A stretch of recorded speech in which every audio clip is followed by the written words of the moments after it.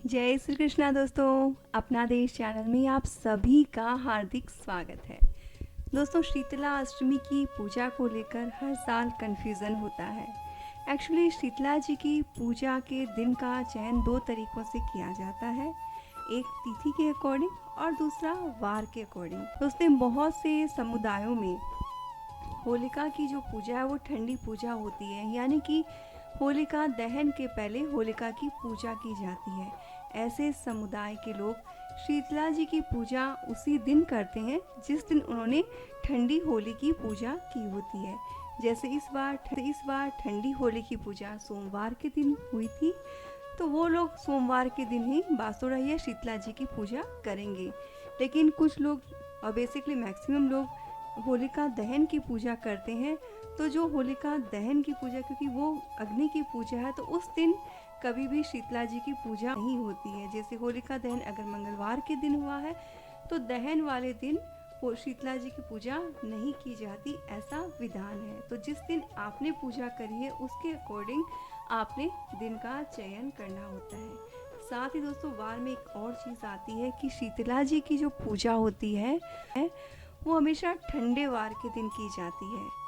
7 वारों में मंगलवार और शनिवार, इन दोनों वारों को गर्म वार की कैटेगरी में रखा गया है, लेकिन बाकी के जो 5 वार हैं उन्हें ठंडे वार माना गया है। इन पाँचों में से किसी भी दिन आप शीतला जी की पूजा कर सकते हैं और उनमें सोमवार का दिन सबसे ज़्यादा शुभ माना जाता है और सबसे ज़्यादा लोग जो है सोमवार को इसका व्रत और पूजा करना प्रेफर करते हैं।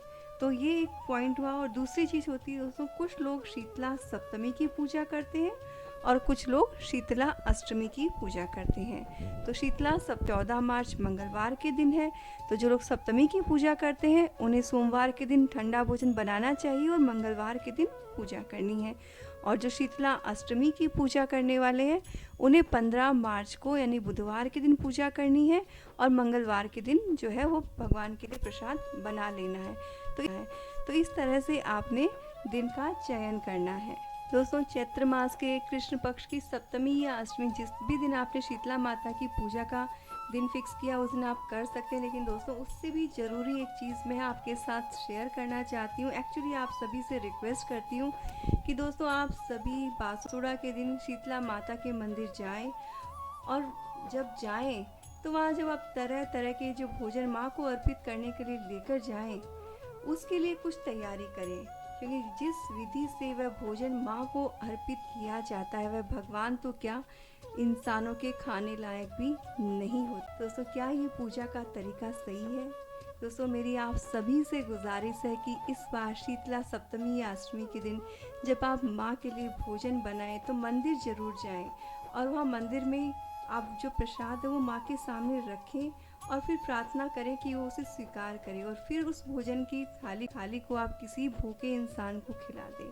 अन्यथा ऐसे मंदिर में जाकर आप प्रसाद चढ़ाएं जहाँ सलीके से डिस्ट्रीब्यूशन की व्यवस्था हो। हर एक जो इंग्रेडिएंट है, जो आप व्यंजन बनाए हैं, उनको अलग अलग रखने की व्यवस्था हो। सूखी और गीली चीज़ को एटलीस्ट अलग रखा जाए ताकि उन्हें कोई इंसान ग्रहण कर सके, कोई इंसान उन्हें खा सके।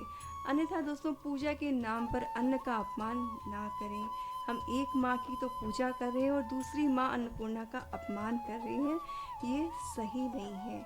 जबकि दोस्तों, हिंदू धर्म के पर्व में शीतला जी की पूजा जो है वो बहुत अधिक प्रतीकात्मक और एक पूजा है।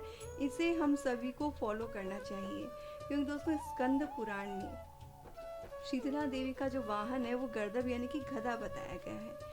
ये अपने हाथों में कलश लिए हैं, सूप है, झाड़ू और नीम के पत्तों की माला जो है उन्होंने अपने गले में धारण कर रखी। इस तरह का उनका स्वरूप है।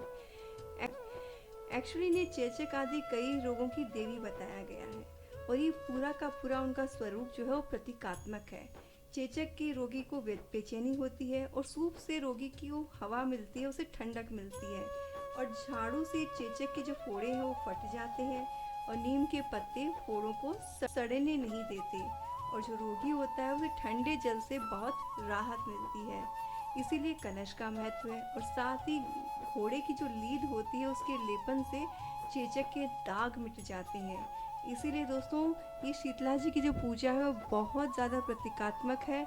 इसे आप अच्छी तरीके से ये एक बहुत बड़ा साइन है कि गर्मी आ गई है। अब हमें बासी भोजन या ठंडा भोजन नहीं करना चाहिए, सिर्फ ठंडी तासीर की चीज़ों का जो है हमें भोजन है वो ग्रहण करना चाहिए। ठंडा पानी पीना चाहिए, मटके का जो पानी है वो हमें पीना चाहिए। तो एक्चुअल में ये जो पूजा है वो हमें कुछ सिखाने के लिए की गई, उस कस्टम को हमें फॉलो करना चाहिए। और जो चीज़ें गलत हम लोगों ने स्टार्ट कर रखी है उन्हें हमें बंद करने की ज़रूरत है दोस्तों। एटलीस्ट भोजन का, अन्न का अपमान ना होने दें। आप सभी से मेरी रिक्वेस्ट है कि आप जैसे मंदिरों में जहाँ जाएं तो एटलीस्ट आप ऐसे जगह प्रसाद ना चढ़ाएं। वहाँ माँ के सामने प्रसाद रखकर आप किसी गरीब को वो भोजन, साथ ही माँ से प्रार्थना करें कि वो हमारे जीवन से कष्टों की, तकलीफ़ों की गर्मी को दूर कर हमें खुशियों की ठंडी छाँव प्रदान करें। इसी शुभेच्छा के साथ मैं विदा लेती हूँ दोस्तों। आप कमेंट में ज़रूर से